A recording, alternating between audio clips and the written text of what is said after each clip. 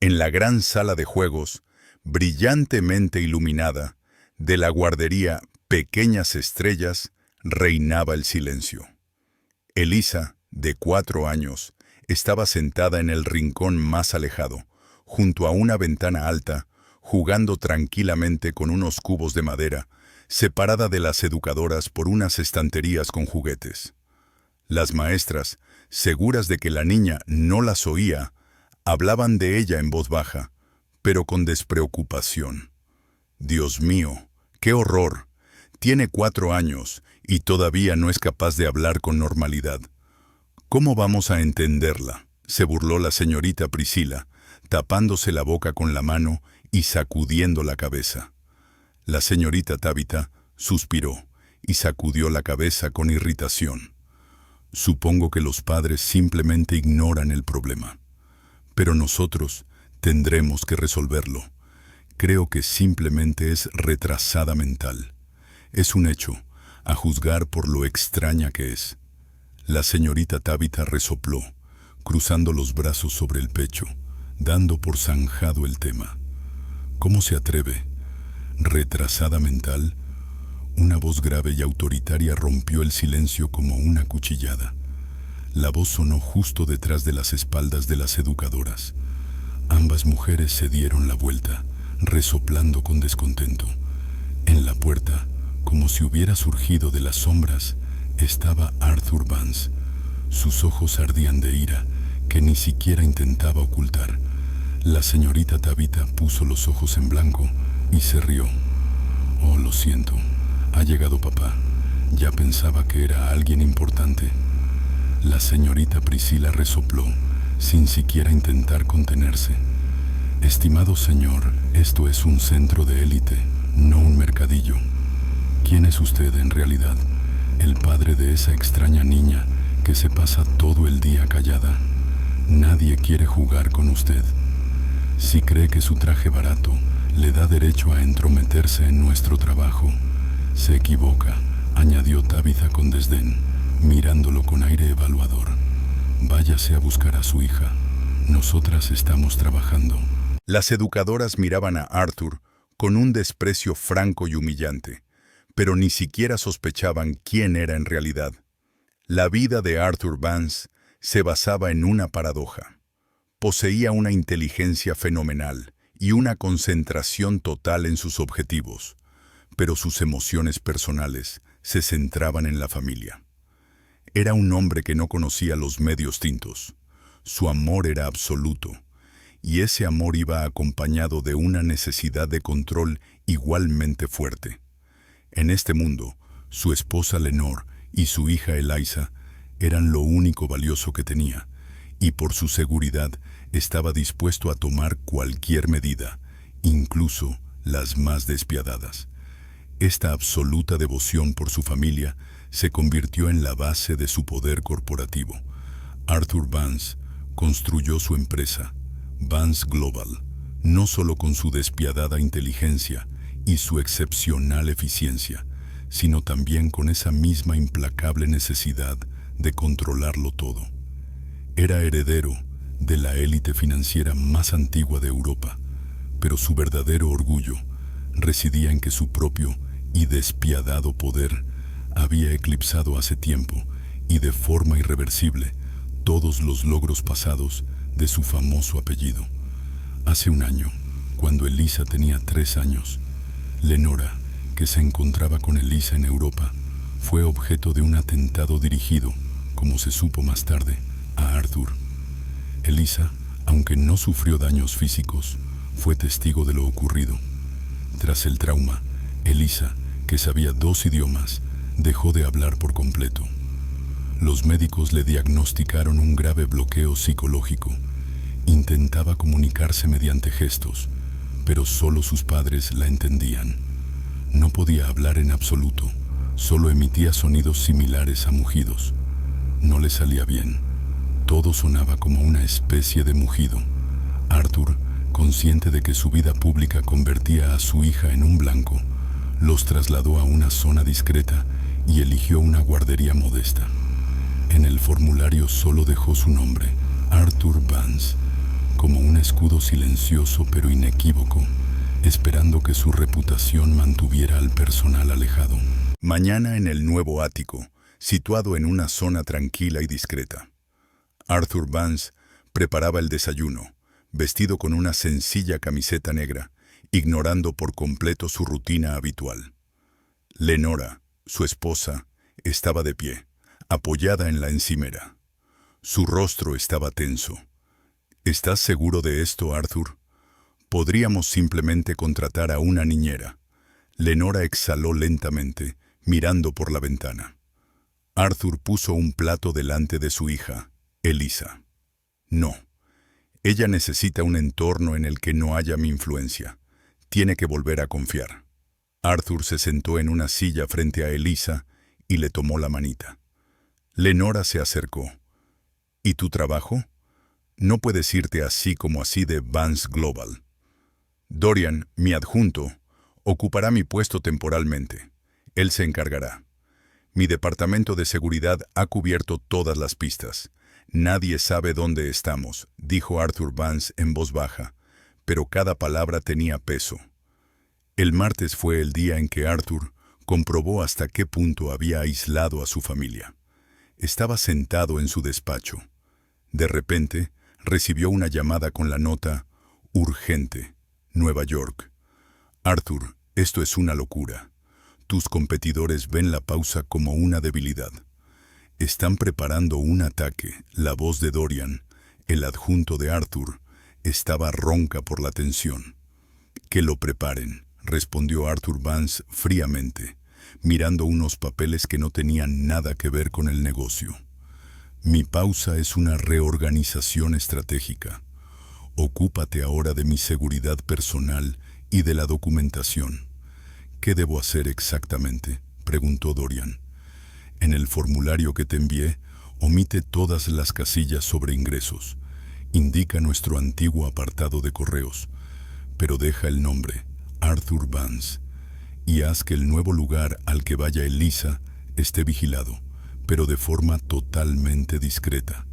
Quiero que se sienta segura». Arthur Vance se levantó.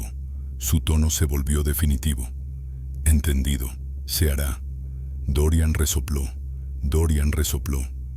«Es por su seguridad, Dorian. Y ahora mismo es más importante para mí que cualquier trato». Arthur Vance colgó el teléfono. Por la noche, la víspera del primer día en el nuevo lugar, Arthur y Elisa estaban sentados en el suelo del salón, construyendo un castillo con cubos. El silencio de la habitación era pesado. Elisa se levantó, se acercó a una mesita y cogió el único marco que había allí, una foto de Lenora. Volvió, se acurrucó junto a Arthur y, sosteniendo la foto, señaló primero a él y luego a la puerta. Le preguntaba cuán seguro estaba de su protección. Arthur lo entendió al instante. Elisa le preguntaba cuán sólida era su nueva protección mientras su madre no estaba. Elisa asintió con la cabeza, pero su pequeño puño se cerró de nuevo y lo cubrió con la palma de la mano, un gesto de inquietud. Arthur, sin decir una palabra, tomó los cubos y reforzó la base de la torre, haciéndola el doble de ancha. Pasó la mano por la cima, mostrando su estabilidad. «No se caerá. Yo la sostengo». Arthur Vance la miró a los ojos, mostrando su mano abierta y segura. «Mañana irás a un lugar nuevo. Papá siempre está cerca. Recuérdalo». Elisa solo se acurrucó contra su hombro, aceptando su promesa. La señorita Tabitha y la señorita Priscilla se quedaron paralizadas, con los rostros encendidos por la vergüenza y el miedo. Las palabras se les atragantaron en la garganta. Arthur Vance sacó un teléfono delgado del bolsillo interior y, sin perder tiempo, se lo llevó a la oreja. «Dorian», dijo Arthur Vance por el auricular, con un tono gélido. Su voz resonó en el silencio de la habitación como un disparo claro. «Inicia el proceso, ahora mismo. Voy a comprar el terreno donde se encuentra la guardería Orange World. La propiedad, el edificio, todo. Hazlo como una transacción urgente con doble prima. Tabitha y Priscila lo miraban sin poder creer lo que habían oído. No podían moverse. Arthur Vance colgó bruscamente el teléfono, terminando la llamada. Se inclinó sobre las mujeres paralizadas. Escúchenme atentamente. Soy el propietario de este edificio. A partir de ahora, vuestro trabajo aquí depende de una sola condición. Si vuelvo a oír, ver o simplemente me parece que tratáis a Elise o a cualquier otro niño que os parezca raro, sin el máximo respeto y compasión, no solo seréis despedidas. Se enderezó y sus ojos brillaron con dureza. Me encargaré de que nunca te contraten en ninguna otra guardería privada, y mucho menos en una prestigiosa. Tu carrera está aquí o en ninguna parte. ¿Lo has entendido? Priscila y Tabitha solo pudieron asentir en silencio. Su miedo era físico. Pasó junto a ellas hacia Elise. La levantó en brazos. «Papá está aquí. Vamos a casa», susurró Arthur Vance. Se dirigió hacia la salida. Las dos mujeres se quedaron en medio de la sala de juegos, temblando al darse cuenta de que Arthur Vance acababa de comprar su lugar de trabajo para mantenerlas bajo control. La guardería recibió la mañana con un silencio antinatural. La señorita Tabitha y la señorita Priscila llegaron una hora antes de la apertura, vestidas con la misma ropa sin planchar que llevaban ayer. Ninguna de las dos había dormido. «¿Has llamado al director?», susurró Priscila, frotando nerviosamente una mancha inexistente de la mesa de plástico. Tabitha finalmente se dio la vuelta. Tenía los ojos rojos e hinchados. «Su teléfono está apagado, pero mi marido, que es abogado, lo ha confirmado. El trato se cerró anoche. Arthur Vance ahora es el propietario del terreno. Trabajamos aquí, en su terreno». «Pero no nos han despedido», dijo Priscila con voz temblorosa, mezcla de alivio y nuevo horror. «No nos ha despedido, pero nos ha comprado. Nosotros, Priscila, ahora somos parte de su propiedad. Somos su mundo naranja». Cogió una hoja de papel y la pegó con cinta adhesiva a la puerta. La inscripción estaba escrita con su letra grande y descuidada. «Atención. Hay vigilancia constante por audio y vídeo. Cualquier queja será atendida por el nuevo propietario». 15 minutos antes de que llegaran los primeros niños, los teléfonos de ambas mujeres vibraron al mismo tiempo. Recibieron el mismo SMS de un número desconocido. Su trabajo hoy requiere especial atención a Elise Vance. Cualquier malestar, descontento o gesto de inquietud, como apretar los puños, debe comunicarse inmediatamente a este número. Está prohibido hablar de las familias, sus ingresos o las capacidades de los niños. No se debe mencionar el incidente de ayer. Son profesionales. No lo olviden. Los estoy observando. Priscila palideció. ¿Él va a controlar nuestros teléfonos? ¿Cómo ha conseguido este número? «Es Arthur Vance», respondió Tabitha. «Su departamento de seguridad sabe más sobre nosotros que nosotros mismos. Tenemos que ser perfectos». Se dirigió rápidamente a la estantería con los juguetes que ayer eran horribles y comenzó a reorganizarlos con furia. «Elisa no tendrá motivos para preocuparse. Ninguno. Seremos el mejor personal que haya tenido jamás». Las puertas comenzaron a abrirse. Los padres entraban en silencio, lanzando miradas cautelosas. La ausencia del antiguo director era evidente. Tabitha los recibió con una sonrisa tan forzada que parecía una amenaza. Cuando entró una niña pequeña con un tic evidente, Priscila se estremeció instintivamente. Tabitha la agarró inmediatamente por el codo, con delicadeza, pero con fuerza de hierro. «Recuerda, Priscila, cada niño que nos parece extraño es una prueba. Si se entera de que hemos vuelto a pensar mal de alguien, no solo destruirá nuestro trabajo», susurró Tabitha, moviendo apenas los labios. A las 8:15, Arthur Vance apareció en la puerta. Entró con indiferencia, sin escolta. No miró a las educadoras cuando acompañó a Elisa a la zona de juegos. Elisa, al entrar en la habitación, miró a Priscila por primera vez. Priscila se quedó inmóvil, esperando una reprimenda. Pero Elisa solo apretó y cubrió su puño, un gesto de inquietud, y rápidamente se pegó a la pierna de su padre. Arthur Vance se arrodilló sobre una rodilla, le mostró la palma de la mano abierta y asintió con la cabeza. Se volvió hacia la salida, pero antes de salir, su mirada se posó en Tabitha. No dijo ni una palabra. Su mirada bastaba. En ella se leía: veo su gesto. Sé que tú también lo has visto. Tienes un día para arreglarlo. Tabitha sintió que le fallaban las piernas. Lenora regresó a casa esa misma tarde. El avión procedente de Zúrich aterrizó 2 horas antes de lo previsto por Arthur. Entró en el ático, que ya le parecía un búnker elegante, pero sin alma. Encontró a Arthur en su despacho.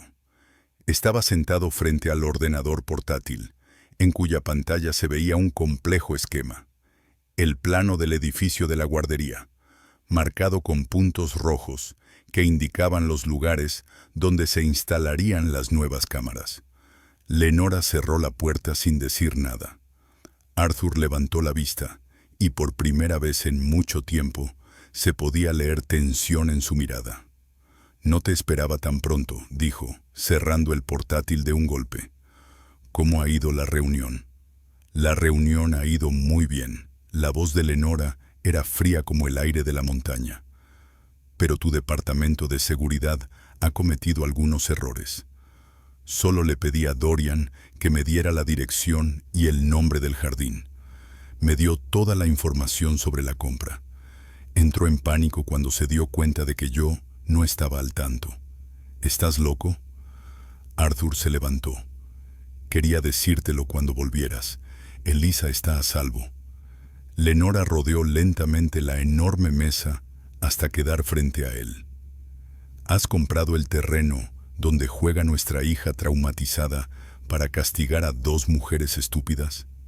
Las has convertido en tu campo de pruebas personal, como si fueran ratas de laboratorio», dijo Lenora. «Han llamado a nuestra hija retrasada mental», dijo Arthur con voz tranquila, pero con un tono firme. «¿Crees que voy a esperar a que Elisa oiga todas esas cosas horribles? No puedo estar a su lado cada segundo, Lenora, pero puedo controlar su entorno». Lenora apretó los puños y dijo: «Tu método no es protección, Arthur, es tiranía. Nos mudamos aquí para que ella pudiera vivir como una persona normal. Y tú has convertido la guardería en tu sucursal secreta de Vance Global. Has creado para ella un entorno aún más artificial que el anterior». «He eliminado la amenaza», replicó Arthur. «Me he asegurado de que trabajen para ella con la máxima atención. Ha costado varios millones, pero ha merecido la pena». «No, los has acorralado», continuó Lenora con la voz temblorosa. «Los dejaste donde causaban daño y los obligaste a ser amables. ¿Cómo se sentirá ella cuando descubra que su sonriente educadora es una esclava comprada con tu dinero? No la estás curando, Arthur, la estás aislando de una realidad que no puedes comprar». Arthur se dio la vuelta y miró por la ventana las luces de la ciudad. Esa repentina vulnerabilidad era poco habitual. «¿Crees que lo hago por el poder?», se giró, con los ojos llenos de angustia. «Lo hice porque no pude protegeros en Zúrich. No pude detener las balas. No puedo permitir que las palabras le causen el mismo dolor que lo que vio». Dio un paso hacia ella y continuó: «No puedo devolverle la voz, Lenora. No puedo curarla, pero puedo construir muros alrededor de su mundo. Puedo garantizar que ningún mal se le acerque nunca más. Es lo único que sé hacer a la perfección». Lenora no se ablandó, pero su ira dio paso a una amarga tristeza. «Tus muros nos ahogan a los dos, Arthur.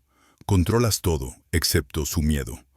y nunca lo vencerás hasta que dejes de esconderla. Salió del despacho. Arthur se quedó solo, mirando su portátil, que brillaba con puntos rojos de control. Había ganado la batalla, había comprado la tierra, pero por primera vez sentía que estaba perdiendo la guerra. Al tercer día después del incidente, llegó a Orange World un hombre que no era ni su padre ni su tutor. Era el señor Gregory Adams.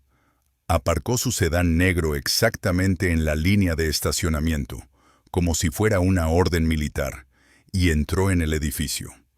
No sonrió ni a Tabitha ni a Priscilla, que se quedaron paralizadas en la entrada.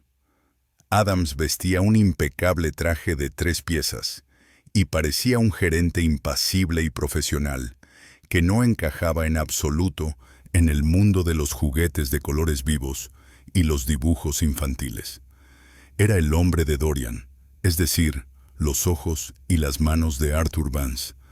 Adams levantó la mano, impidiendo que Priscilla lo saludara. «Ustedes son la señorita Tabitha y la señorita Priscilla», dijo en un tono seco y monótono, tras consultar su tableta. «A partir de hoy, yo soy el director de esta guardería. Todas las cuestiones relacionadas con el funcionamiento del edificio, el personal y la seguridad se resolverán a través de mí». Tabitha sintió que se le secaba la garganta. «No nos han informado de ningún nuevo». «Sí se les ha informado», interrumpió Adams. «Tienen correo electrónico. Compruébenlo. Se envió hace 5 minutos.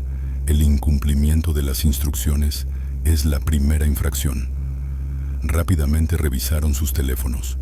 El correo estaba allí, sin saludos, sin firmas, solo un texto severo sobre la entrada inmediata en funciones del administrador. Adams no se detuvo en el pasillo. Se dirigió directamente a la sala de juegos, y las educadoras lo siguieron rápidamente. «No tenemos margen para cometer errores.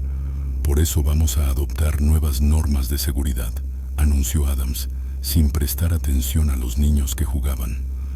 Sacó el mando de su maletín y pulsó un botón. Por toda la sala se encendieron y apagaron de repente pequeñas luces rojas instaladas en los lugares más inesperados, en las carcasas de los detectores de humo, en los conductos de ventilación e incluso, según comprendió Tabitha, en la casita de juguete. «A partir de hoy, todo el perímetro, incluidas todas las habitaciones y el territorio, estará bajo vigilancia audiovisual completa», explicó Adams. «Cada cámara está equipada con un micrófono y visión nocturna. No es necesario que sepan dónde están exactamente. Su tarea es comportarse de manera impecable para que no haya ningún motivo para dudar de ustedes». La paranoia se apoderó instantáneamente de Tabitha y Priscilla. No sabían dónde mirar, dónde podían respirar o susurrar una palabra. Las luces se apagaron, pero la sensación de ojos rojos invisibles permaneció. Se trata de una auditoría interna. El objetivo principal es el comportamiento impecable del personal, confirmó Adams. No hablen de los niños, no hablen de mí, no hablen del propietario. Yo no voy a escuchar.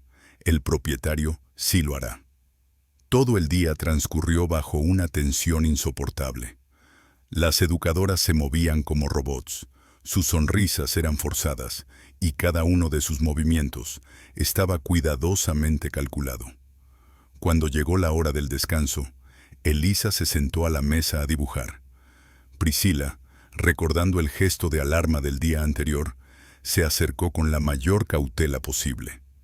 «¿Qué estamos dibujando, cariño?», preguntó Priscilla, con una voz más suave que la que había utilizado nunca para hablar con los niños. Elisa la miró. Accidentalmente dejó caer el lápiz verde. Priscilla se agachó rápidamente y recogió el lápiz. Elisa lo volvió a hacer. Dejaba caer objetos y esperaba a ver qué pasaba. No entendía los motivos de la educadora, pero su cerebro traumatizado necesitaba rituales y repeticiones para asegurarse de que su entorno seguía siendo seguro. Cuando dejaba caer un objeto, alguien inmediatamente acudía y inmediatamente la ayudaba. Y no había gritos. Era la única reacción garantizada en su nuevo y aterradoramente silencioso mundo. Priscila recogió el lápiz por cuarta vez. No había malicia en sus ojos, solo un miedo absoluto y animal. Tabitha, que observaba desde lejos, comprendió. Elisa había encontrado su punto de apoyo. Instintivamente, buscaba nuevos límites para su mundo y comprobaba que ese lugar ahora era predeciblemente seguro. Al final de la semana de trabajo, bajo la invisible mirada roja de la educadora, habían alcanzado una eficacia sobrehumana. Sus movimientos eran precisos, sus sonrisas impecables y sus voces siempre suaves. Era una interpretación perfecta, desprovista de toda alma. Su miedo a Arthur Vance se extendió a todos los niños. Ya no hacían distinciones.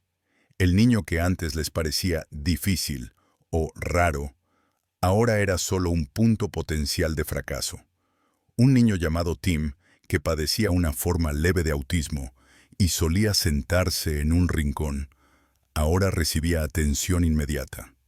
Tabitha, que antes lo ignoraba, ahora se sentaba a su lado y apilaba cuidadosamente los cubos con él, aunque sus ojos buscaban febrilmente las lentes ocultas. Priscila, antes indiferente hacia la niña, con un fuerte tartamudeo, ahora se sentaba a su lado, esperando pacientemente a que terminara la frase. No lo hacía por bondad, sino porque temía ver en su teléfono un SMS de un número desconocido con una cita que demostrara su incompetencia. «No solo trabajamos, Tabitha», susurró Priscila, cerrando el armario del vestuario, donde, según sus cálculos, no podía haber micrófonos. «Actuamos. Y si nuestro espectáculo no es perfecto, el propietario cancelará nuestro contrato para siempre». Tabitha asintió con tristeza. Ha conseguido lo que quería. Un servicio absolutamente impecable, pero falso. A mediodía, la profesora Evelyn Avery llegó a la guardería. Era conocida no solo por sus trabajos científicos sobre el trauma infantil, sino también por su absoluta insensibilidad hacia la riqueza y el poder. Arthur Vance la contrató por una suma que podría haber salvado a un país pequeño, pero cuando entró, su mirada se centró únicamente en él. Avery, con su corto corte de pelo canoso y sus penetrantes ojos azules, no perdió el tiempo con el administrador Adams. «Señor Vance», dijo ella, tendiéndole la mano. Su apretón de manos fue firme. «Yo trabajo con niños, no con estructuras corporativas. Mi único objetivo es Elisa. Si usted o su personal se interponen en mi camino, me iré, y ningún cheque me detendrá». Arthur, poco acostumbrado a un trato tan directo, se tensó ligeramente. «Aprecio su franqueza, profesora. Mi administrador de normas le garantizará absoluta tranquilidad y seguridad». ¿Seguridad o aislamiento? Avery no cedió. Miró a Tabitha y Priscila, que se movían alrededor de Elisa con un cuidado sobrehumano. «Puedo ver la tensión de inmediato. Aquí no hay alma, solo una perfección ideal, motivada por el miedo». Avery realizó su primera sesión con Elisa en una pequeña sala especialmente habilitada para ello. Arthur se quedó fuera, observando a través de un cristal unidireccional, manteniendo su habitual papel de controlador. Tras 45 minutos de juego silencioso y gestos sencillos, Avery salió. Arthur la interceptó inmediatamente, con el rostro lleno de impaciencia. «¿Qué ha visto? ¿Qué progresos ha habido?», preguntó Arthur. La profesora Avery cruzó los brazos. «No ha habido progresos. Su hija es una niña increíblemente inteligente y fuerte, pero su trauma florece en este entorno. Guarda silencio porque siente que su entorno es falso». «He eliminado la amenaza», replicó Arthur, recordando su conversación con Lenora. «He comprado el jardín y controlo al personal. no la tocarán. Avery negó con la cabeza con un toque de compasión, pero sin el menor atisbo de miedo. Señor Vance, está curando la herida cubriéndola con oro, pero sin dejarla respirar. Ha sustituido un riesgo abierto e incontrolable por uno cerrado, pero artificial. Ella dio un paso hacia él. Sus muros y cámaras no le dan a Elise la oportunidad de comprobar por sí misma si el mundo es seguro. Ella sabe que esas mujeres sonríen no porque sean buenas, sino porque le temen. La confianza nace de la imprevisibilidad y el riesgo, no del control total. Mientras las mantenga bajo control, solo reforzará su convicción de que el mundo es peligroso y requiere una supervisión constante. Era un golpe directo a toda la filosofía de vida de Arthur Vance. Avery pasó a la principal exigencia, que dejó a Arthur en un callejón sin salida. Tengo dos condiciones para seguir trabajando. En primer lugar, usted debe dejar de controlar al personal. Esto se aplica a los mensajes y a su director de normas. Si le temen, Elisa no confiará en ellos. No puedo garantizar su comportamiento, respondió Arthur bruscamente. Entonces, usted garantiza que su hija nunca hablará, replicó Avery. Segundo, y lo más importante, desactiva inmediatamente todas las cámaras de audio y vídeo ocultas en la sala de juegos y en los lugares donde se encuentra Elisa. Tu hija debe sentir que nadie la está observando. Arthur Vance, propietario de un imperio global, sintió por primera vez cómo se le escapaba el suelo bajo los pies. Renunciar al control significaba renunciar a su escudo. Me está pidiendo que elimine el único mecanismo de protección que tengo, dijo con voz que no denotaba amenaza, sino desesperación. No, señor Vance. Le pido que comience el tratamiento. Su control no es una protección, es un hábito obsesivo, la fuente de su miedo. Elisa estará sana cuando usted aprenda a confiar en el mundo. La siguiente mañana fue una de las más difíciles en la vida de Arthur Vance. Estaba sentado en su despacho, mirando la pantalla en la que debía aparecer la retransmisión en directo desde Orange World. La pantalla estaba completamente negra. Por orden suya, las cámaras instaladas en la sala de juegos habían sido desconectadas. Dorian, dijo Arthur por teléfono, con voz tensa.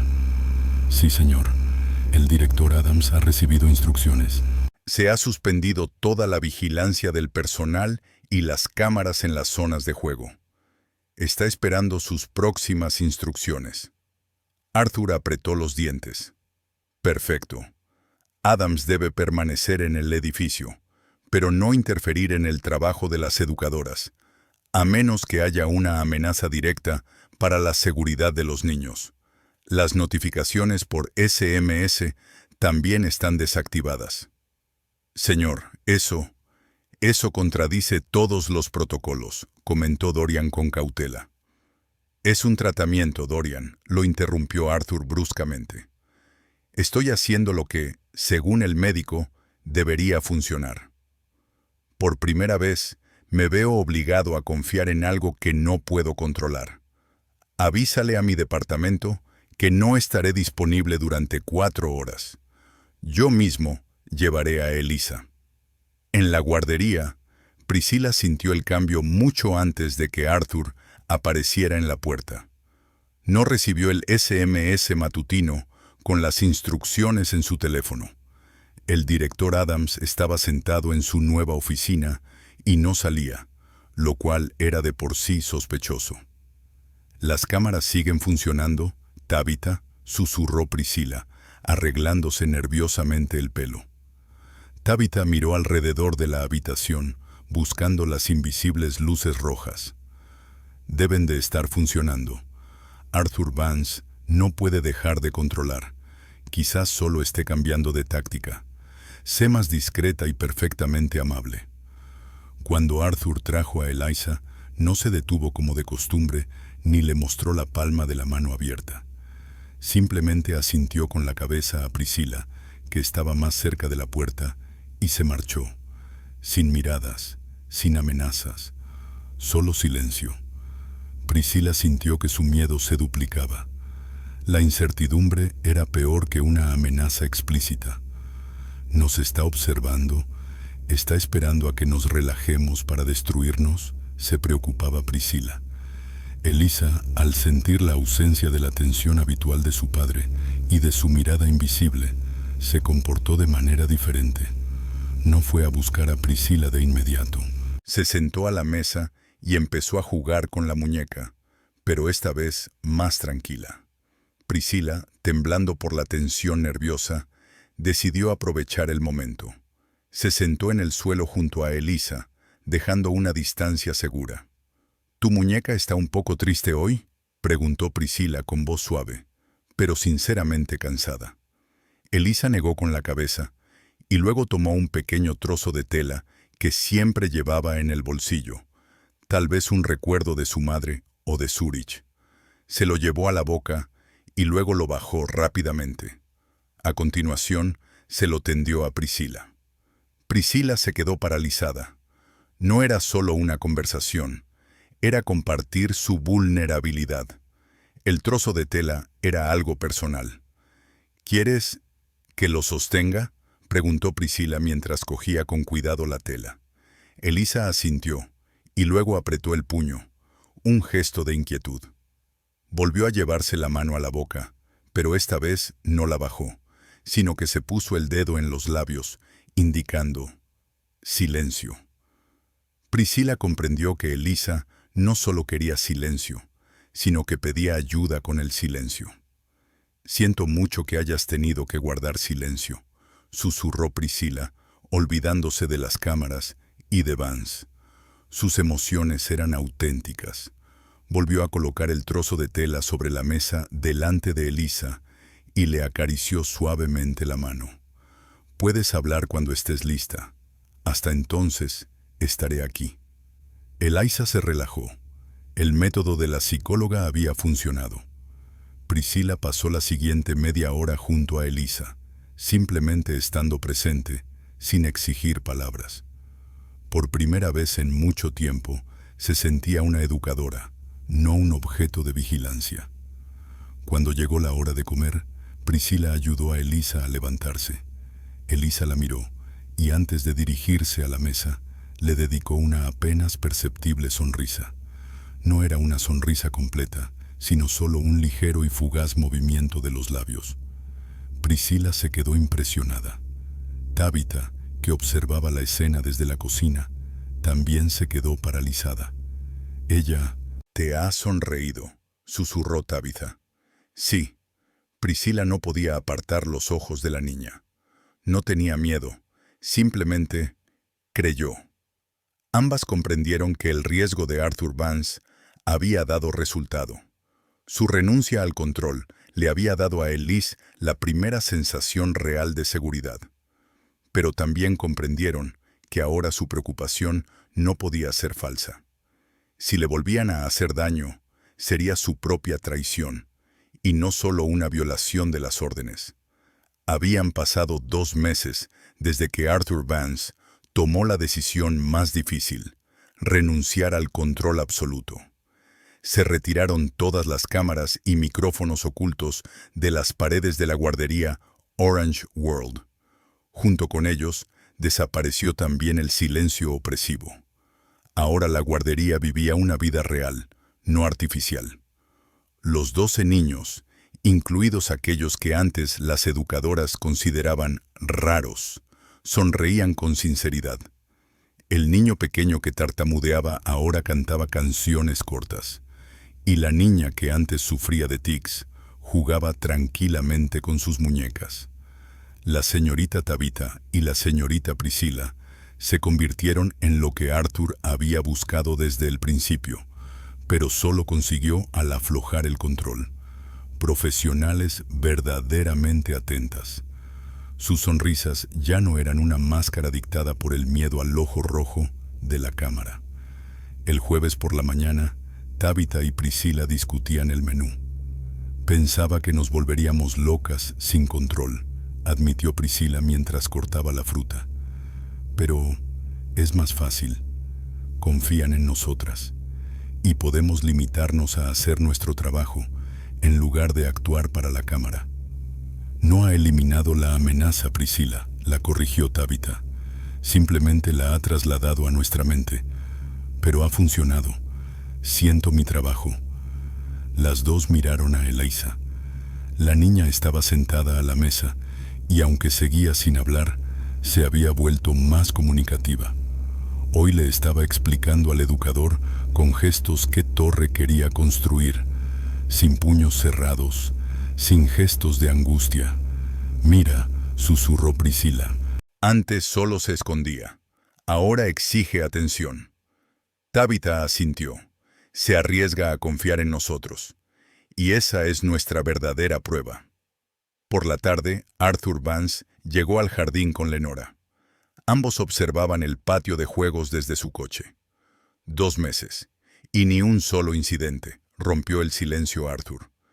He gastado millones, he comprado terrenos, he contratado a los abogados y asesores más caros para protegerla, y lo único que ha funcionado ha sido renunciar a todo eso. Lenora le puso la mano en el hombro. No has renunciado a la protección, solo has cambiado el escudo. La confianza es un escudo que no se puede comprar. Elisa vio su coche. Sonrió, le saludó con la mano y luego corrió hacia la señorita Tabitha y la abrazó por la pierna, pidiéndole que la levantara. Arthur bajó la ventanilla. Tabitha levantó a Elisa y, sosteniéndola en brazos, se acercó al coche. «Señor Vance», dijo Tabitha con voz tranquila y sincera. «Elisa está muy bien. Ha empezado a compartir sus juguetes y se ha encariñado mucho con el profesor Avery». «Gracias, señorita Tabitha», respondió Arthur por primera vez con tanta suavidad. Miró a su hija, que estaba sentada en brazos de la mujer a la que 2 meses antes casi había destruido. Comprendió la principal paradoja. Solo había devuelto la seguridad a su hija cuando le había permitido estar cerca de personas que él no controlaba. Era viernes por la mañana. El sol calentaba el patio de recreo de Orange World. Los niños, incluida Elisa, estaban absortos dibujando con tizas en el asfalto.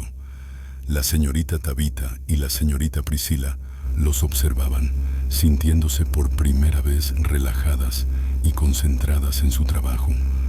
A las 10:30 de la mañana, cuando Tabitha se agachó para ayudar a Elisa, sintió una fría corriente de aire. Levantó la vista y vio algo que no debería haber estado allí.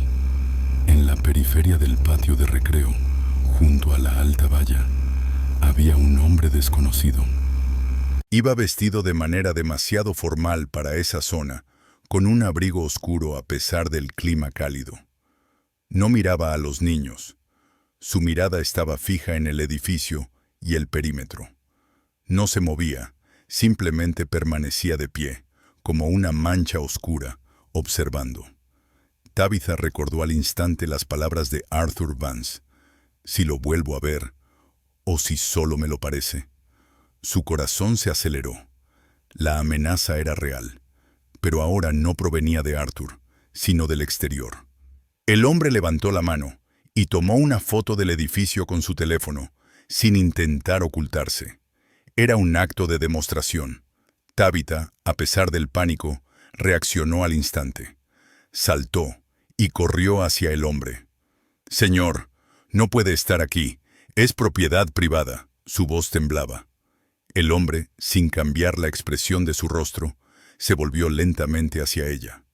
Era joven, pero sus ojos estaban vacíos y fríos. «Solo estoy comprobando el trabajo de la seguridad», dijo con un acento ligero, casi imperceptible. «Me han dicho que la protección del señor Vance no es fiable». Dio un paso hacia la verja. «Dile a Dorian que sus huellas son demasiado evidentes y que el cliente no ha olvidado su deber». Elisa, que estaba sentada a 5 metros de Tabitha, percibió la tensión en su voz y vio al desconocido. No gritó ni lloró.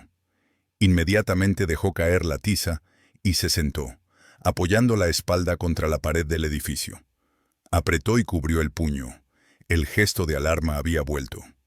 Luego comenzó a gesticular rápidamente a Tabitha, mirando al hombre. Hombre, abrigo, se esconde, peligro. Priscila, que corrió hacia Tabitha, vio los gestos de Elisa. «¡Se va, Tabitha!», gritó Priscila. El hombre salió por la verja, pero antes de desaparecer, tiró al suelo un papel doblado. Tabitha recogió el papel con manos temblorosas. Era una fotografía. Elisa en el jardín, tomada desde una gran distancia. Tabitha corrió hacia Elisa, la cogió en brazos y se apresuró a entrar. Su primera reacción, dictada por el miedo, no fue consolar a la niña, sino llamar a un número desconocido. «Soy Tabitha», su voz era ronca. Ha habido un intruso», dijo que venía de parte del cliente, y dejó una foto de Elisa. Al otro lado del teléfono se oyó la gélida voz de Arthur Vance. No preguntó cómo se encontraba Elisa, sino «¿Dónde está?». «Se ha ido», dijo que Dorian estaba bajo vigilancia y que la protección no era fiable. Se hizo el silencio. Arthur Vance aceptó la verdad. Su decisión de renunciar al control había puesto a su hija en peligro real. «Tabitha, no te alejes de Elisa, ni un segundo», ordenó. «Espérame». Arthur Vance llegó a Orange World 15 minutos después de la llamada. Su rostro era impenetrable, pero sus movimientos denotaban una velocidad sobrehumana. No prestó atención a las asustadas Priscila y Tabitha. Su mirada estaba fija en Elisa. Elisa estaba sentada en un rincón, abrazándose las rodillas. No lloraba, pero tenía el rostro pálido, y su pequeño puño estaba apretado y cubierto por la palma de la mano, un gesto de inquietud que ahora se justificaba por una amenaza real. Arthur la tomó en brazos. «Papá está aquí. Nadie pasará». Echó un breve vistazo a la fotografía que sostenía Tabitha. Era una foto de Elisa en el jardín, tomada ayer o incluso esa misma mañana. No era solo una amenaza, era una prueba de su vulnerabilidad. «Ustedes dos mujeres hicieron exactamente lo que les pedí, señorita Tabitha», dijo Arthur con voz grave, sin ira ni elogios. Se permitieron confiar en la situación, y justo en ese momento, alguien pasó a 10 metros de mi hija. Sacó el teléfono y marcó el número de Dorian. «Dorian», Arthur no se molestó en saludar. «Cancela todas las reuniones. Necesito informes completos sobre Zúrich. Toda la información que hemos pospuesto. Ahora mismo. Reanudamos la investigación a partir de hoy, pero con 10 veces más fuerza. Quiero saber quién es ese cliente». 3 horas más tarde, en la oscuridad del ático, Arthur estaba sentado en su despacho, esperando. La puerta se abrió y entró Dorian. Su aspecto, normalmente impecable, estaba alterado. La corbata estaba aflojada y el sudor le brillaba en la frente. Llevaba en las manos una carpeta delgada pero pesada. «Arthur, tienes razón. No son simples delincuentes. Están jugando», comenzó Dorian, sin siquiera saludar. «¿Qué ha revelado la investigación anual?». Arthur no alzó la voz, pero su tono exigía una respuesta inmediata. Dorian dejó la carpeta sobre la mesa y la abrió. Todas las pistas en Zúrich, incluidos los mercenarios y las finanzas, conducían a un callejón sin salida. Una empresa ficticia perteneciente al tercer escalón de la Unión Europea. Pero en los últimos 2 meses, mientras tú te mantenías al margen, se han vuelto más agresivos. Dorian pasó el dedo por el esquema. «Creíamos que el cliente quería tu muerte. Pero mira esto. Todas las pistas tras el atentado no conducen a ti, sino a Lenore y Elise. Han estado rastreando sus movimientos, a sus médicos. No es un atentado contra los negocios. Es una guerra psicológica, Arthur». «¿Cuál es su objetivo?», preguntó Arthur, apretando el borde de la mesa. Su objetivo es hacerte sentir impotente. Saben que lo que más temes es por tu hija. La fotografía en el jardín no es una amenaza de muerte. Es un mensaje. Sabemos cuál es tu punto débil y podemos alcanzarlo. Y eso es precisamente lo que dijeron en el jardín. Vemos cada paso que da Dorian. Nos vigilan para anticiparse a tus defensas. Arthur levantó la vista con una mirada ardiente. Lo entiendo. Dorian, retira todas las unidades. No voy a defenderme más. Paso a la ofensiva. A partir de ahora no buscamos pistas. Buscamos a una persona. Empieza por aquellos que más han perdido con tu calma después de Zúrich. Dorian asintió con la cabeza. Su rostro se volvió serio. Sabía que ahora había comenzado una verdadera guerra. Había pasado una semana desde el incidente en Orange World. Arthur Vance vivía exclusivamente de café y adrenalina.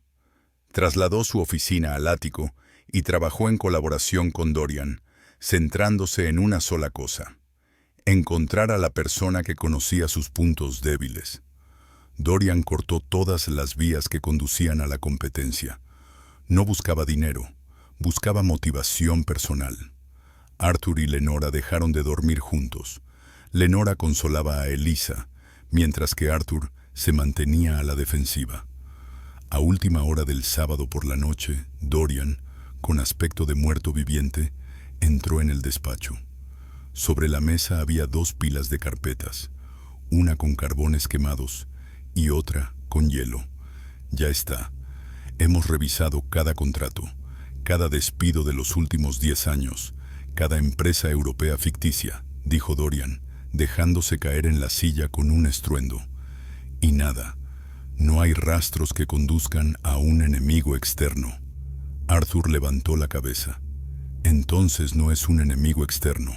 Es alguien que no necesita dejar rastros. Dorian le entregó en silencio a Arthur la última carpeta, delgada, con la etiqueta Familia. No quería hacerlo, susurró Dorian, pero he revisado todos los fondos personales que has patrocinado. Fíjate en 2 transferencias realizadas hace exactamente 13 meses. La primera es la financiación de una nueva empresa. Arthur revisó los documentos. Es Frederick, mi hermano menor. Le di capital inicial para su startup tecnológica. Sí, y ahora mira el segundo pago. Dorian señaló una pequeña cifra en otra columna. Frederick pidió un gran préstamo a un banco europeo 3 semanas después de que tú te negaras a aumentar su participación. El préstamo estaba garantizado con una propiedad que el banco ahora está embargando. Arthur frunció el ceño. ¿Y eso qué significa? Arthur, Frederick siempre ha envidiado tu participación en la corporación. Siempre ha vivido a tu sombra. Sobre el papel, es tu hermano fracasado. Pero pidió el préstamo a través de la misma empresa intermediaria offshore que utilizaron los mercenarios en Zúrich. Dorian levantó la vista y continuó. Frederick se arruinó. El atentado contra Lenora iba a ser su salvación. Si te hubieras visto afectado, habrías vendido parte de los activos. Él los habría comprado, y eso le habría salvado de la ruina. Arthur Vance no lo creyó. Cerró lentamente la carpeta y dijo, no, Frederick, nunca se ha caracterizado por su fortaleza de espíritu. Es un cobarde. Los cobardes pueden ser los más peligrosos cuando se les acorrala, replicó Dorian. Después de que escondieras a Elisa, Frederick quedó atrapado. No pudo conseguir el dinero, no pudo chantajearte y su imperio se derrumbó. La amenaza en el jardín no es su intento de matar. Es un grito de desesperación. No podía acercarse a ti, pero sabía que relajarías la seguridad de Orange World por confianza. Decidió golpear donde más duele, porque no pudo conseguir la cartera, dijo Arthur, dándose cuenta de la lógica cruel y personal. Dorian asintió. Te conoce. Sabe que Elisa es tu escudo y tu debilidad. Sabe que nunca soportarías que se hicieran públicos los escándalos familiares. Su última apuesta es obligarte a pagar personalmente por su silencio. Arthur Vance se levantó lentamente. Sus ojos estaban vacíos, pero ardían en ellos las llamas. No era un enemigo al que se pudiera destruir en la bolsa. Era una traición personal. En ese momento, Lenora entró en el despacho.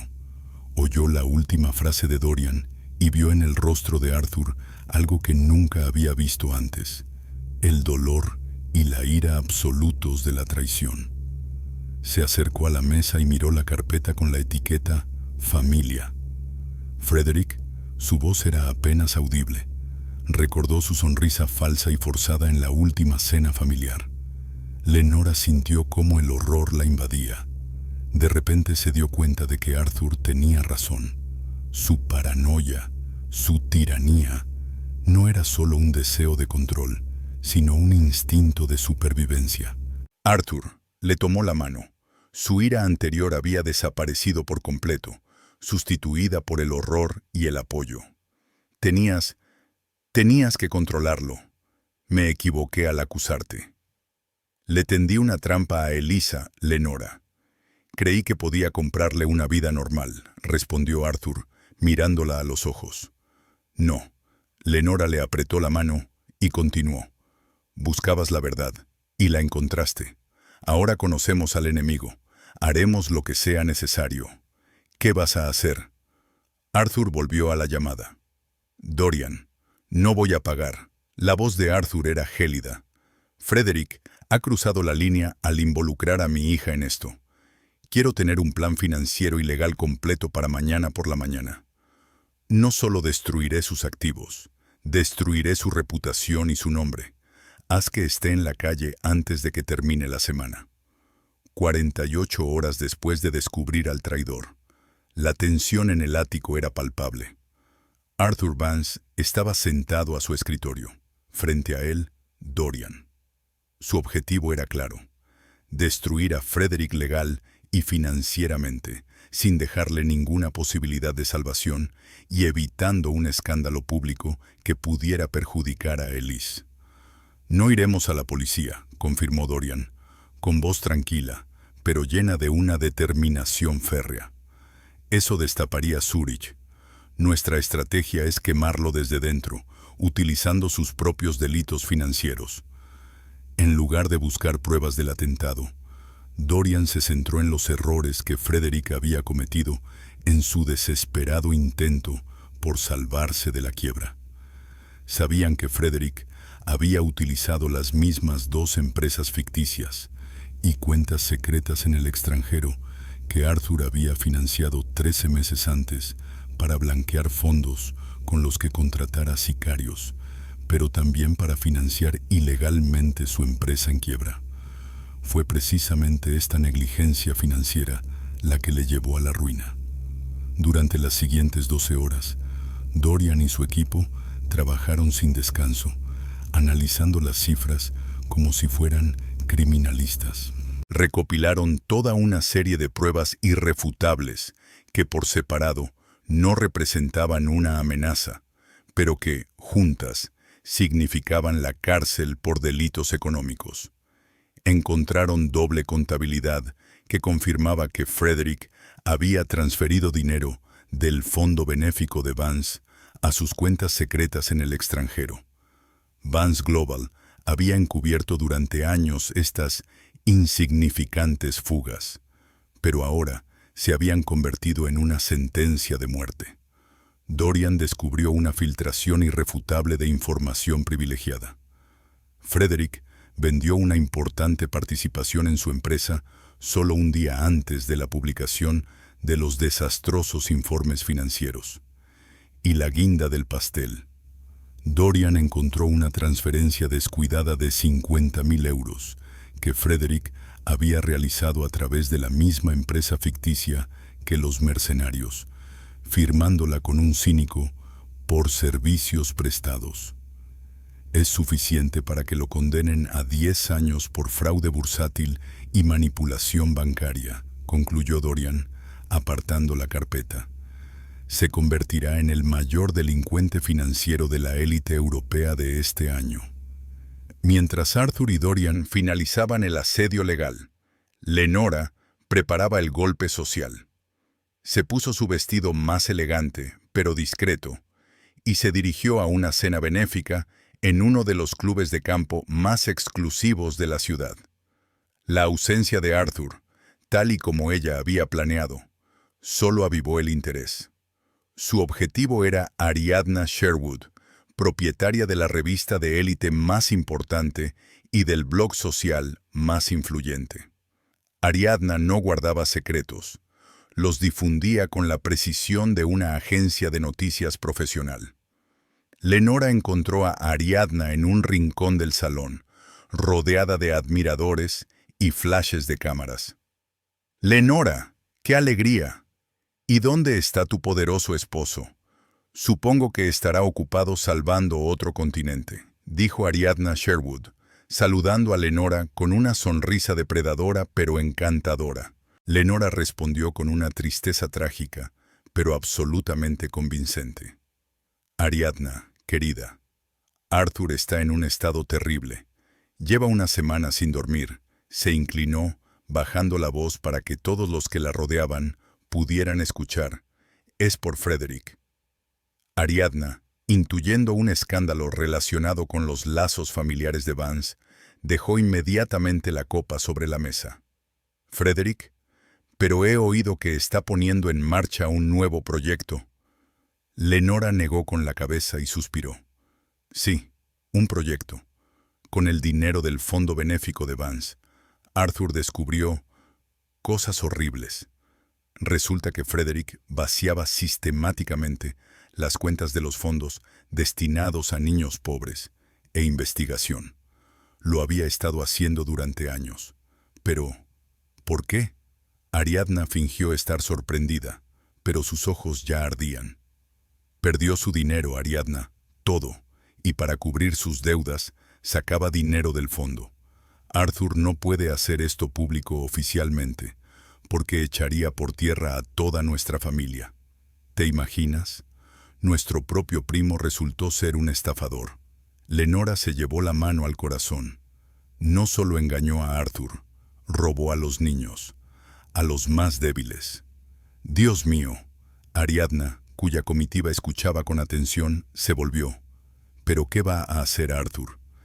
Lenora bebió un sorbo de agua, y su voz se volvió aún más baja, como si estuviera contando un secreto absoluto que no debía revelar.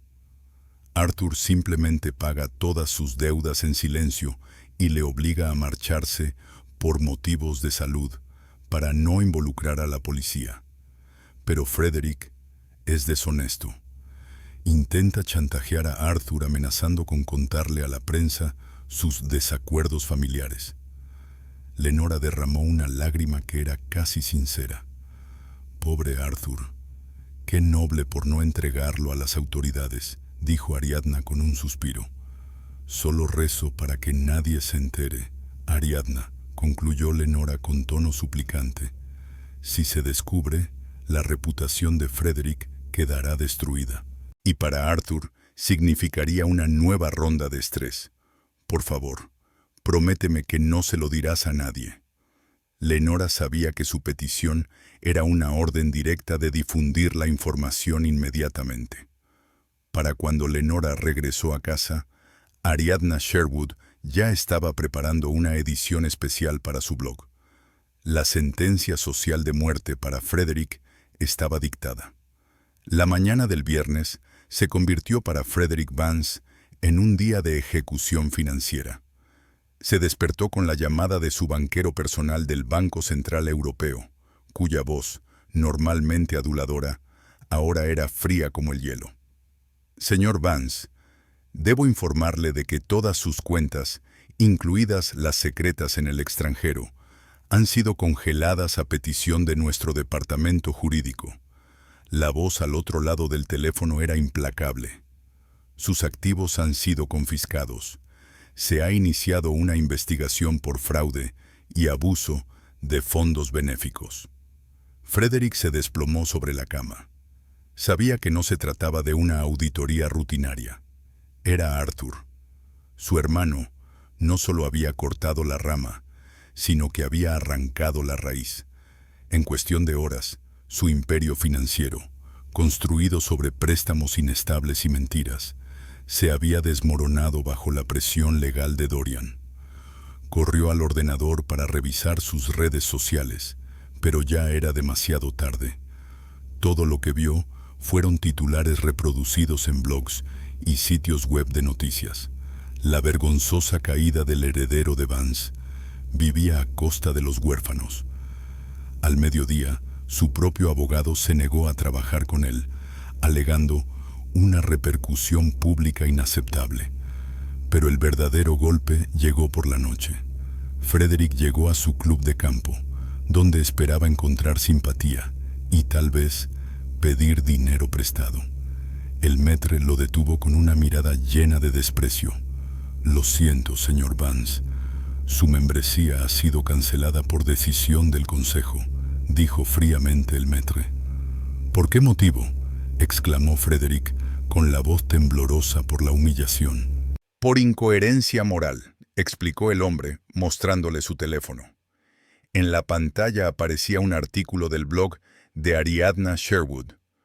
«No podemos aceptar a personas que roban a fundaciones benéficas.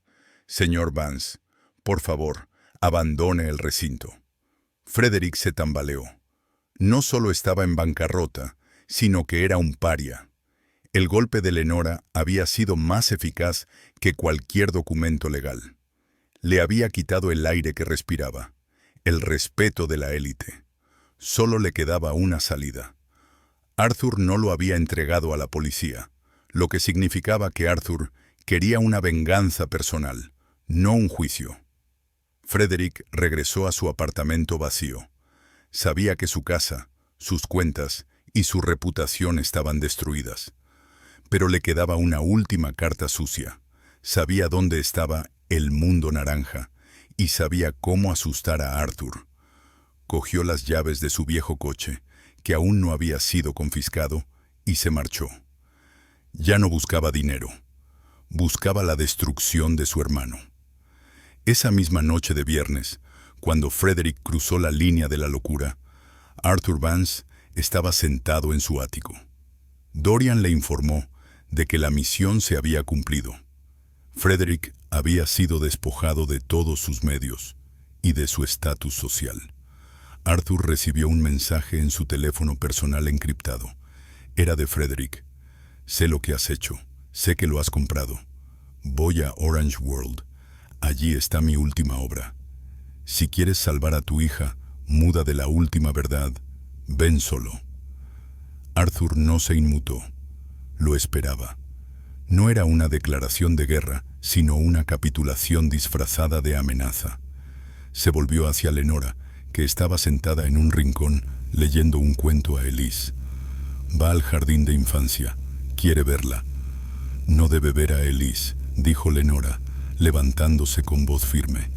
«Ya nos ha hecho suficiente daño. No la verá. Voy solo». «Es su último movimiento de ajedrez», dijo Arthur con toda determinación.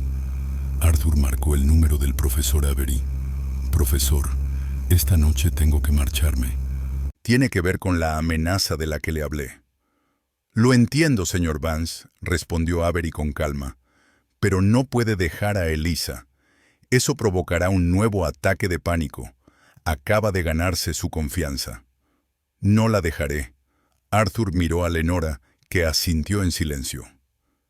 «Elisa se quedará en casa con mi esposa. Y le pido un favor. Esta noche mi hermano llegará a la guardería.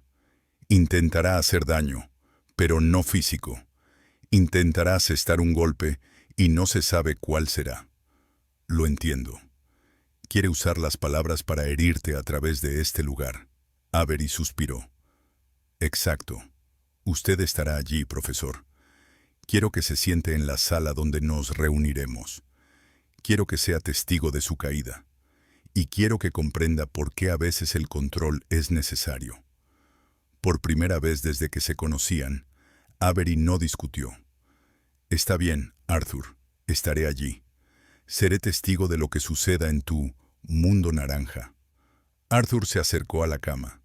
Besó a Elisa, que dormía, y a Lenora. Volveré cuando esto termine, prometió. Salió del ático y se subió al coche. No conducía como un salvador, sino como un verdugo que se dirigía a su última y muy personal ejecución. Arthur Vance llegó a la guardería exactamente a las 11 de la noche. Solo había luz en la sala de juegos más grande. La profesora Avery lo esperaba, pero no en la sala. Estaba en la antigua oficina del director, que Arthur había convertido en su cuartel general provisional. Estaba sentada frente a una pantalla que transmitía imágenes en directo de la cámara oculta en el ojo del caballo de juguete.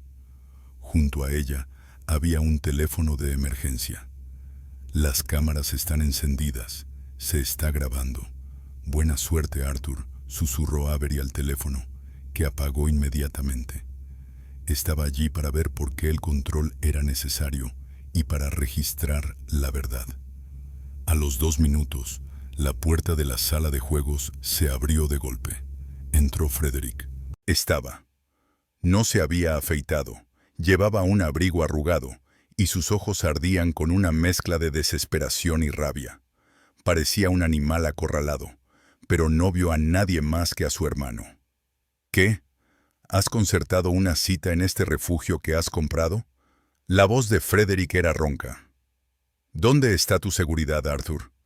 ¿De verdad has decidido arriesgarte otra vez? Estoy solo aquí. Tú querías verme. Arthur permaneció inmóvil. Quería darte la oportunidad de comprender lo que has hecho. Frederick se acercó, con las manos temblorosas. Me has destruido. Me has convertido en un cadáver social. Lo he perdido todo, Arthur. ¿Y tú? Tú te sientas en tu ático, y tu hija muda recibe la mejor atención de la ciudad, comprada con tu maldito dinero. Frederick gritaba, con la voz quebrada. Lo has perdido todo porque eres un estafador y un ladrón. Robaste a la fundación benéfica, dijo Arthur con calma, como si leyera una sentencia condenatoria. Tú mismo te has destruido, y contrataste a mercenarios para chantajear a Lenora y obligarme a vender las acciones. No es justo, no es justo, gritó Frederick a pleno pulmón. Te has quedado con todo. Nuestro padre siempre te ha querido más a ti, siempre ha confiado en ti. ¿Y yo? Yo siempre he sido una sombra. Tú no pierdes nada, Arthur, y yo tengo que conformarme con las migajas. No voy a perder solo, porque tú ya lo tienes todo. Podría haber perdido a mi mujer y a mi hija. Vas a responder por ello. Arthur dio un paso hacia él. Tu envidia es tu enfermedad. He venido aquí para decirte, no obtendrás nada. Tu nombre será borrado. Has perdido. No, no he perdido. Frederick miró a su alrededor y sus ojos se posaron en un pesado y viejo cubo de madera de un juego de construcción que había sobre la mesa. Te preocupas demasiado por tu hija. Ha visto morir a gente. ¿Qué pasará si ve morir a su padre?, dijo Frederick con una sonrisa maliciosa. Frederick agarró de repente el cubo de madera y con toda su fuerza y emoción golpeó a Arthur en la cabeza con él. El sonido del golpe fue sordo y aterrador. Arthur no tuvo tiempo de reaccionar. Inmediatamente cayó al suelo, golpeándose con fuerza contra el suave revestimiento. En la alfombra blanca comenzó a extenderse un charco oscuro y rápidamente creciente de color rojo. En la oficina contigua, la profesora Avery se estremeció y se tapó la boca con la mano. Lo había visto todo en la pantalla. Su cuaderno cayó al suelo. Frederick, al ver la sangre, entró en pánico. Su ira se evaporó, dejando paso a un miedo animal. Tiró el cubo al suelo. No, no, no, no, murmuró. Corrió hacia la salida, empujando la puerta. Avery, con voz temblorosa, cogió el teléfono de emergencia. Urgente. Guardería Orange World. Traumatismo cráneoencefálico grave. Agresión. Volvió a mirar la pantalla, donde el caballo de juguete seguía grabando. La cámara era testigo. Avery sabía que Arthur ahora tenía pruebas irrefutables de que tenía razón. Pero ahora yacía inconsciente, habiendo pagado por ello con su seguridad. 10 minutos después, 2 ambulancias y 3 todoterrenos negros de la seguridad de Arthur irrumpieron en el Orange World. Dorian estaba allí en persona, con el rostro desfigurado por una mezcla de ira y culpa. Encontró a la profesora Avery en el despacho del director, temblando, pero con un bloc de notas en las manos. Lo vi todo, Dorian. Frederick le golpeó en la cabeza con un cubo de madera. Fue un ataque. Llamé a los servicios de emergencia y a la policía, dijo Avery con voz entrecortada. Dorian ordenó inmediatamente a sus hombres que acordonaran el recinto. No necesitamos a la policía. Nosotros mismos encontraremos a Frederick. Pero primero Arthur. Profesora, ¿dónde está la grabación? Avery señaló el monitor. La cámara está en el caballo de juguete. Lo grabó todo. Él mismo la encendió. Sabía lo que hacía. Dorian miró la pantalla, en la que se repetía la escena de la caída. Arthur, tendido en el suelo en un charco de su propia sangre, había obtenido una prueba irrefutable de que tenía razón. Dorian sabía que ese era el precio que Arthur había pagado por su última y decisiva jugada. Arthur Vance fue trasladado inmediatamente a la mejor clínica privada. Lenora llegó allí media hora más tarde. Al ver a su marido en una camilla, se echó a llorar y su ira, antes dirigida hacia su control, ahora se centró por completo en Frederick. Una hora después, el neurocirujano salió a ver a Lenora y Dorian con expresión seria. Tiene una fuerte conmoción cerebral y una fractura con hundimiento del hueso temporal, informó el médico. Pero el principal problema es un hematoma epidural que crece rápidamente. Recibió un fuerte golpe que le provocó una hemorragia interna. Necesitamos operar urgentemente para eliminar la presión sobre el cerebro y evitar daños irreversibles. ¿Qué posibilidades hay?, preguntó Lenora, secándose las lágrimas. No vamos a mentir, es muy arriesgado. Debido a la gravedad de la lesión, no podemos prometer que la operación vaya a salir bien. Incluso si eliminamos la hematoma, no podemos garantizar que no vaya a haber consecuencias neurológicas graves. Necesita reposo absoluto. Debemos empezar inmediatamente. Dorian se volvió hacia Lenora y dijo: Arthur no puede dirigir ahora. Voy a pasar a modo de control total.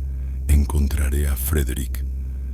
Encuéntralo, dijo Lenora con una frialdad tan decidida que Dorian se estremeció. Y dile de mi parte que pagará doblemente. Dorian salió de la clínica con un único objetivo: aislar y capturar a Frederick. Esta vez no confió en la seguridad privada. Llamó a sus contactos en la fiscalía y les proporcionó las pruebas en vídeo del ataque, obtenidas de la cámara de la guardería, y la ubicación exacta de Frederick. Ordenó a su equipo: comprobad todas las tarjetas de crédito que pueda haber robado. Y comprobad el único lugar donde puede sentirse seguro: el antiguo piso de su madre. Acorralado, volverá a sus raíces. 3 horas después, Dorian recibió un mensaje. Frederick había sido visto en la casa abandonada donde él y Arthur habían crecido. Dorian llegó allí al mismo tiempo que 2 coches patrulla. Frederick estaba sentado en un coche viejo, completamente abatido. Salió al ver las luces de los faros. ¿Crees que Arthur me perdonará?, preguntó Frederick, con una voz que daba pena. Arthur quizá te perdone, dijo Dorian, acercándose a él. Pero Lenora nunca lo hará. No le has pegado a Arthur, Frederick. Has golpeado lo que él más protege, y todos lo hemos visto. La agente de policía se acercó a Frederick. El frío chasquido de las esposas puso fin definitivamente al juego, y la agente dijo: «Señor Frederick Vance, queda usted detenido».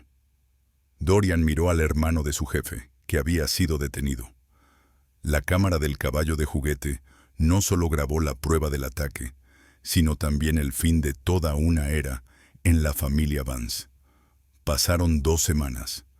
Arthur Vance despertó tras una arriesgada operación. Lenora no se apartó de su lado, dirigiendo el imperio a través de Dorian. Frederick estaba bajo custodia. Al 14 días, Arthur pudo enfocar la vista por primera vez. A su lado estaba sentada Eliza. Arthur se sentía increíblemente vulnerable, y ahí residía su nueva fuerza. «Papá, yo lo vi», dijo de repente Eliza con una voz suave pero clara, que no habían oído en un año. «Lo vi, al tío. Él me hizo daño. Pero yo no tengo miedo». Lenora se tapó la boca con la mano, conmocionada. Arthur comprendió que su indefensión había sido la clave para la curación de su hija. Eliza había visto cómo su todopoderoso padre caía, pero sobrevivía. Dejó de ser un símbolo que exigía una protección perfecta y se convirtió simplemente en un padre herido que necesitaba su voz. La profesora Avery explicó más tarde: «Se curó cuando vio que el miedo real se había superado gracias a la vulnerabilidad humana de su padre y no a su dinero. Ya no tenía que callarse». Arthur regresó a casa al cabo de un mes, convertido en otra persona. Vendió la guardería Orange World a sus propietarios, pero les dejó una importante donación anónima.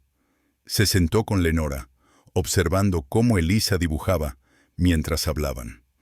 «Tenías razón, Arthur. Tu control nos salvó de Frederick», dijo Lenora. Arthur le apretó la mano.